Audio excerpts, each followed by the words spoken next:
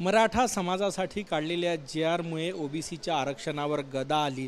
त्यामुळे महाराष्ट्र सरकार विरोधात आंदोलन उभारण्यासाठी आपण या ठिकाणी दृश्य बघू शकतो की जरांगे पाटील यांच्यासाठी जो JR काढलेला आहे तो JR मागे घ्यावा या मागणीसाठी नागपुरात एक आंदोलन होणार आहे आणि त्या आंदोलनाची तारीख ठरवण्यासाठी सकल ओबीसी संघटनांची ही महत्त्वाची बैठक आपण या ठिकाणी बघू शकतो।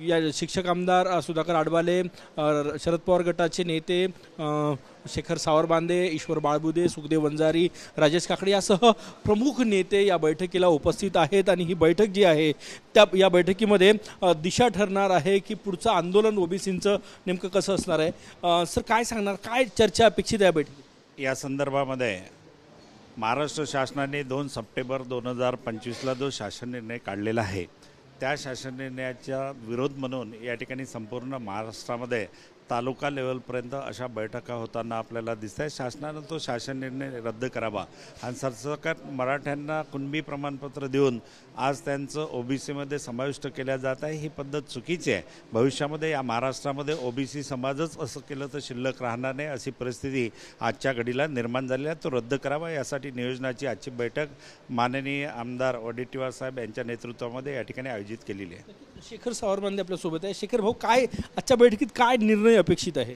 त्या 8 दिवसापूर्वी साधारणतः रवी भवनला मीटिंग झाली आणि त्याच्यानंतर मुंबईला मीटिंग झाली होती आणि या मीटिंगच्या संदर्भामध्ये आज जे आहे ते साधा आंदोलनाची दिशा ठरणार आहे।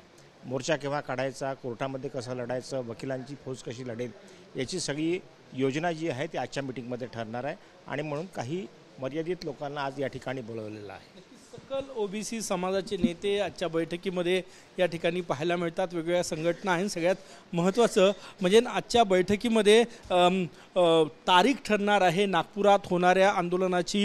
ईश्वर बाळबुदे आणि राजेश काकडे सोबत आहे। भाऊ, असं का? कारण काही ओबीसी संघटना म्हणतात की आमचं नुकसान नाही ओबीसींचं आणि तुम्ही म्हणतात की ओबीसींचं नुकसान।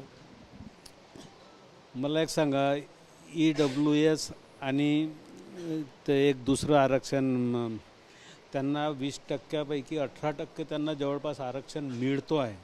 पुन्हा ते आरक्षण मिळत असताना हा 19% जो ओबीसी 350 जाती आहेत त्यांना 19% मोठ्या मुश्किलनं मिळतं आहे। आज आंदोलन करण्यात येते।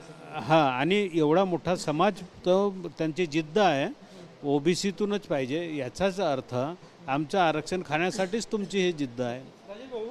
कसं आंदोलन असणार नागपूरचं? मागच्या वेळेस तुम्ही आंदोलन केलं होतं, कसं आंदोलनाचं स्वरूप काय असेल? सर्वप्रथम असं आहे की आमचं सकल कुणबी समाजाच्या जो जाती निवडचे प्रमाणपत्र देण्यासंबंधाचा जो निर्णय आहे तो देऊच नये अशी बाब आम्ही 12 सप्टेंबर 2023ला आंदोलनाच्या माध्यमातून धरलेली होती।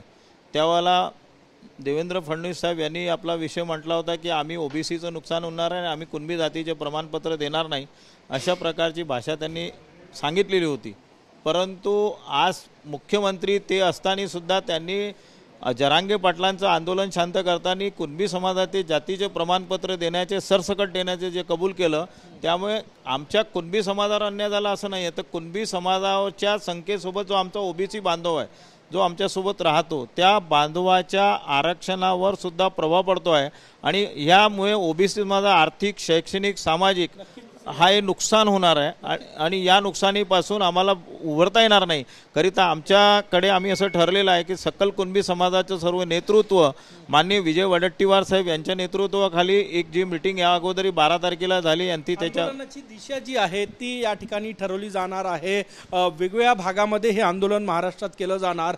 विदर्भातलं आंदोलन नागपुरात होणार आहे आणि नागपुरातल्या आंदोलनाची तारीख ठरवण्यासाठी आणि या लढ्याला दिशा देण्यासाठी ही महत्त्वाची बैठक या ठिकाणी बोलवण्यात आली आहे। कॅमेरामॅन सचिन सयामसह गजानन माटे, TV9 मराठी, नागपूर।